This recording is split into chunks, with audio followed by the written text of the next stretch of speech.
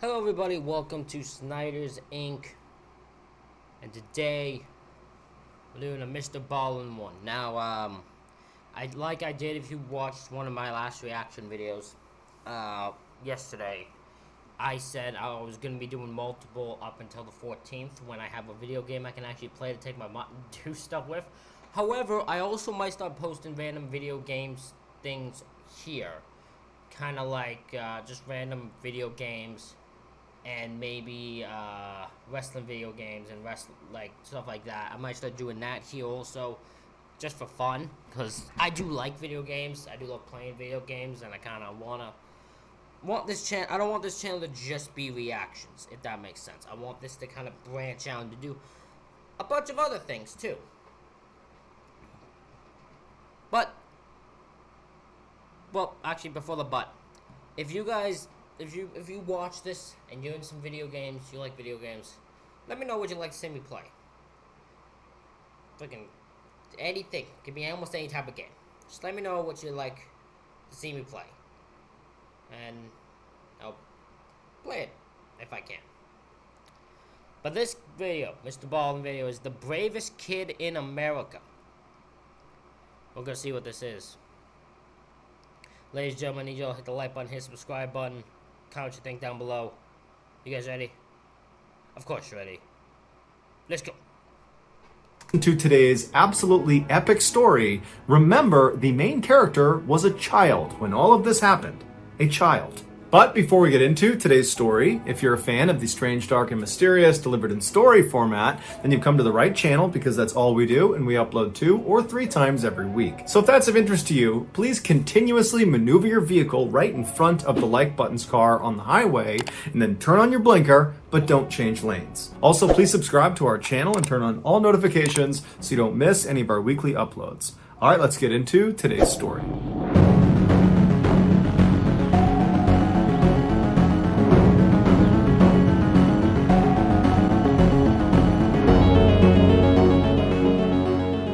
In 1937, the Japanese declared war on China and invaded their country. The United States, who was friends with China, initially did not intervene in fear of provoking Japan. But after the Japanese murdered hundreds of thousands of unarmed Chinese civilians and the Japanese attacked an American warship, the United States was forced to step in. American officials responded to the Japanese aggression. That's insane that they are forced to,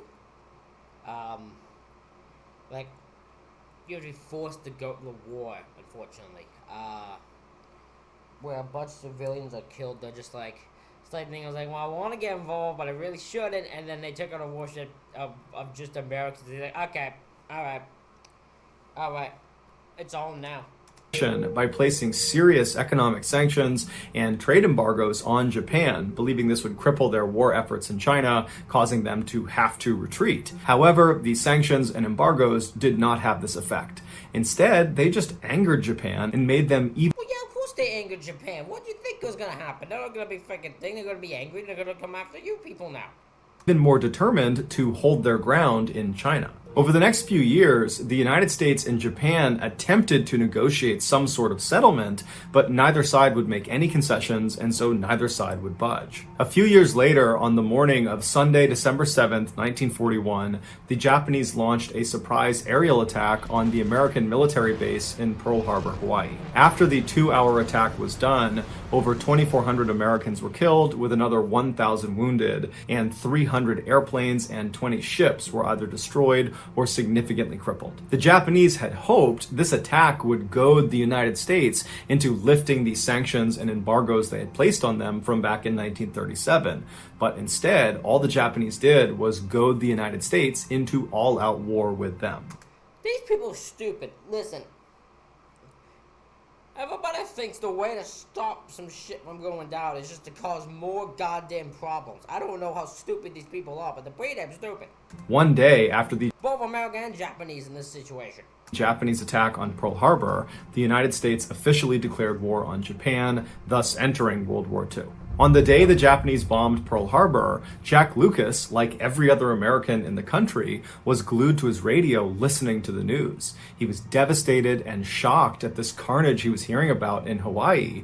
And so by the time the president of the United States was declaring war on Japan, Jack had already made up his mind that he was going to join up and he was going to fight for his country. However, there was an issue. Jack wasn't old enough to join the military. You needed to be 17 years old, and Jack was only 14. Ooh, yeah, you got some years to wait, boy. You got some years to wait. But this was not going to stop Jack. So he created this fake document that said he was 17 years old, and he forged his mother's signature on it. And then, after bribing him, he got a notary to sign off on this document as well. This kid, the hustle on this kid, it almost gotta be respected. This kid, just like he created a fake document. He forged his mom's signature and bribed someone else to sign it. This kid has hustled to join the military. I respect it. And so Jack took his forged documentation, he gave it to the recruiter, and before long, Jack was accepted into the armed services and was on his way to Marine Corps boot camp. After completing initial training and becoming a Marine, the Marines found out Jack's paperwork was actually faked. But instead of kicking him out of the military, they said, Jack, you can stay in, but under one condition. You can't go overseas to combat. You have to stay in the United States. You can drive a truck and help out around here, but you can't deploy and go to war until you're of age. Jack... Damn, I mean, that makes sense. I would say they're not going to send a 15, 16-year-old to go to war. So...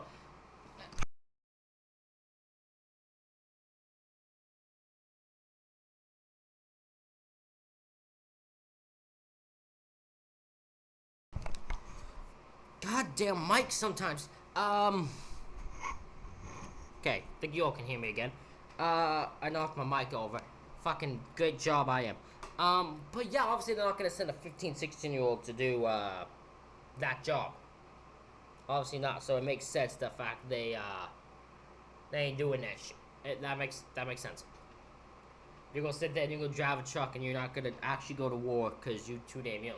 Jack was not happy about this, but initially he did as he was told, and he did just drive a truck around and support it as best as he could. But after about 1.5 years, 2 years of this, Jack just couldn't do it anymore. That was not why he had forged this document to get into the military. He had done that so he could actually go fight in the war.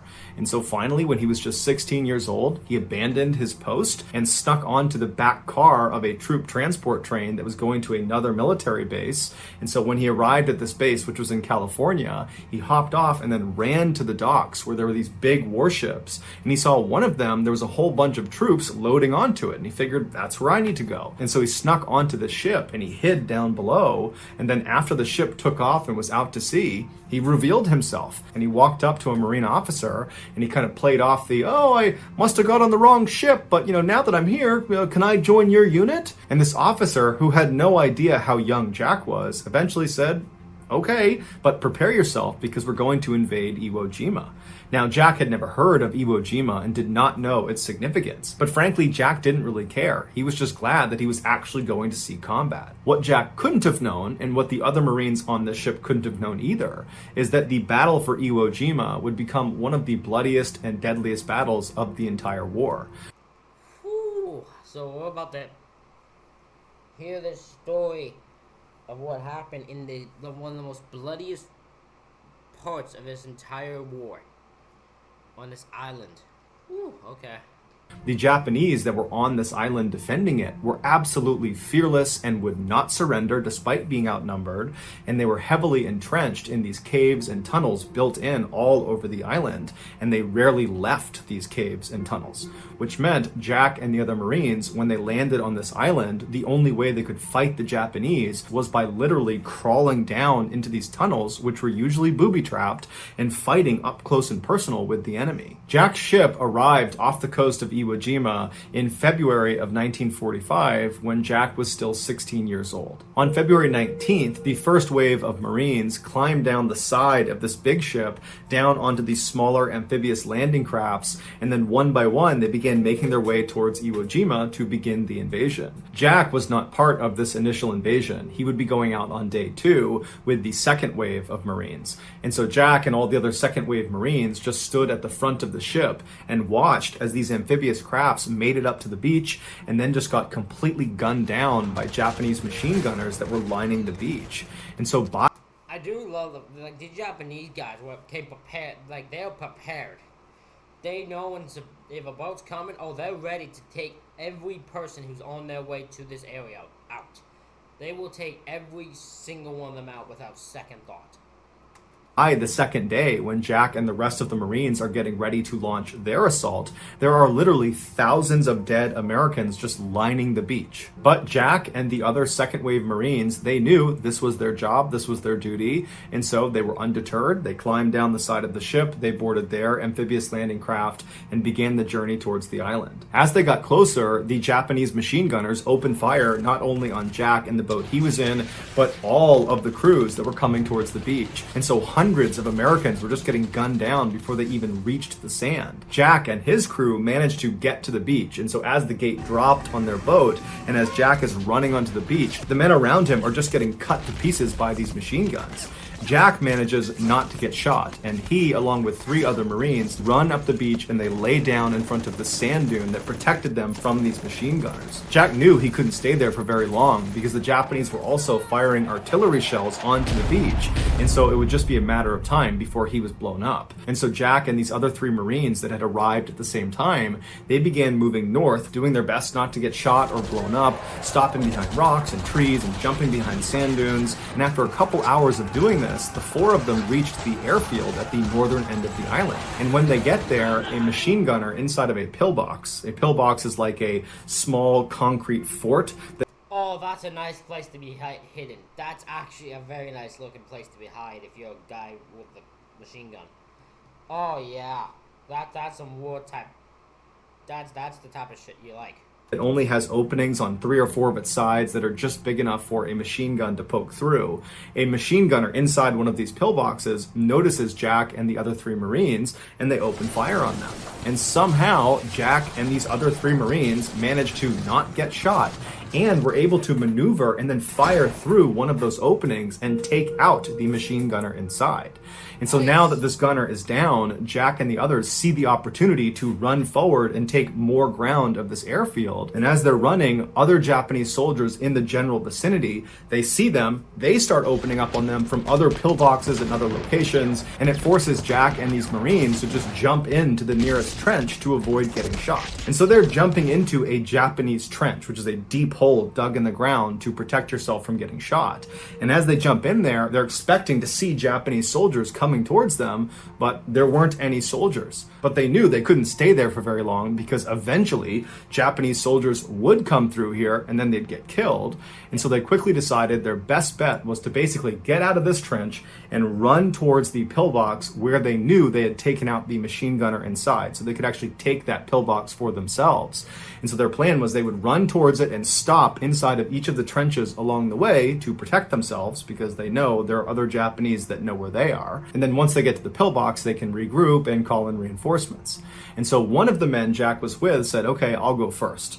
And so he climbs out of his trench as the Japanese are shooting at him, and he sprints about 10 or 15 feet until he gets to the next trench on the way to this pillbox. And so Jack is watching as this guy jumps into this trench, and as soon as he disappears out of view, this Marine is immediately turning around and scrambling to get back out of the trench, and he's trying to run back towards Jack and the other 2 Marines he was with. It would turn out this guy had jumped into another Japanese trench that was full of Japanese soldiers. He'd actually landed on top of an actual soldier. But these Japanese soldiers were so caught off guard by this, they didn't have time to react and shoot this Marine before the Marine was able to scramble out and get back to Jack and the others. And then for the next several minutes, Jack and these other 3 That'd be insane. Can you imagine you're a Japanese soldier and you just look and just some random American just jumps into your area, just lands on top of one of them, and you're just sitting there like, what the hell? And then he just runs back out. Woo! That guy would be scared as hell. The Japanese people gotta be so damn angry they didn't kill that boy, though. They probably be so pissed. Three Marines opened fire on these Japanese soldiers in this trench like 10 or 15 feet away, and these Japanese soldiers, they too opened fire on Jack and the other three. Jack was able to take out two of the Japanese soldiers before his gun jammed, and so he ducked down into the trench to work on his gun, and as he's down there, he notices there are two grenades on the ground right next to him. And so without any hesitation, he yells, "Grenade!" to the other Marines, and then he jumps on top of them, smothering the grenades with his body. One of the grenades was a dud, and so it didn't explode. The other was not a dud, and it went off. The way a grenade works is there is a small piece of explosive. Wait a minute, this guy jumped on a grenade that actually went off. Oh my god, that boy must have... Dude, he gotta be dead. He's gotta be dead. You don't survive that, no way. That is inside of metal housing that's usually spherical, and this metal housing is the thing you actually hold on to and throw when you throw a grenade. And so when this small explosive is triggered by pulling the pin and releasing the spoon, it detonates and it causes the metal housing itself to be ripped apart and sent flying. Basically, when a grenade goes off, it's like having hundreds of pieces of jagged metal shot off in every direction that are all traveling roughly at the speed of a bullet or faster. And so naturally, a grenade up close is incredibly lethal. In fact, the kill radius of a typical fragmentation grenade is about 5 meters. When the grenade under That'd be a good distance. I'm just gonna say that. That's pretty good distance. Jack that was not a dud exploded, it sent Jack flying into the air, and then when he came back down again, his comrades saw him and they could see he was clearly devastated from all the fragmentation that had been pumped into his body, and so they assumed he was dead. But even if they thought he was alive for some reason, there was nothing they could have done to have helped him, because they were actively being engaged by dozens of Japanese soldiers that were only about 10 or 15 feet away. And so eventually, these three other Marines that Jack had just saved were forced to leave Jack where he was and retreat back to the beach. And they Yeah, because they probably thought he was dead. Like that, I would think he's dead. I mean, there's no way I would think he'd be alive after having a grenade explode while he's on top of it. Like, there's no way I would think he's alive. Of course they think he's dead. would all live. The Japanese soldiers in the trench that they were fighting against would eventually come into Jack's trench, but most likely when they saw Jack laying there just completely ruined from this grenade, they assumed he was dead, and so they just kind of left him there. But Jack wasn't dead. He just couldn't speak, and he couldn't see anything, and he really couldn't move, although he could wiggle a few fingers on his left hand. And so for hours, as he lay there in agonizing pain, in and out of consciousness, he just wiggled the fingers on his left hand, hoping an American would see him and know he was still alive. And you gotta figure, this whole time, it is just constant chaos all around him. His chances of survival are incredibly slim. Well, remember, he can't see either, so he has no idea what's around him, who's around him. He's hoping nobody sees that. No Japanese person sees his fingers are moving, because they might just unload on him. This is a very risky thing he's doing. Idea that an American is going to find him and be able to evacuate him is almost zero, and he must have known that. But by some miracle, eventually another American unit did find their way into Jack's trench, and they did notice him wiggling the fingers on his left hand. And so they were able to evacuate him from the trench down to the beach, and from there, under the cover of darkness, they were able to bring him out to a hospital boat offshore, and there he would begin the first of 26 major surgeries to remove 26 surgeries? Oh my fucking god. 26 surgeries to remove the metal inside this kid. Mad respect towards this kid. This is literally the bravest kid in America. Oh my god.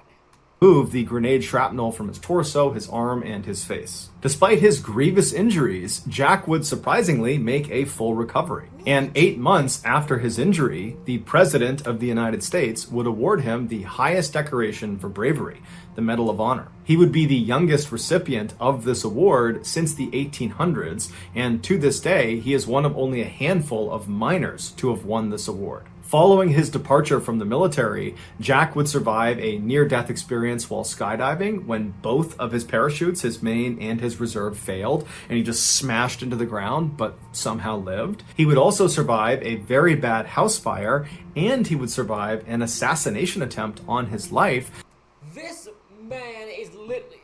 by his... This man is literally indestructible. This man keeps on surviving some things that no one else could. The mad respect and love for this damn dude.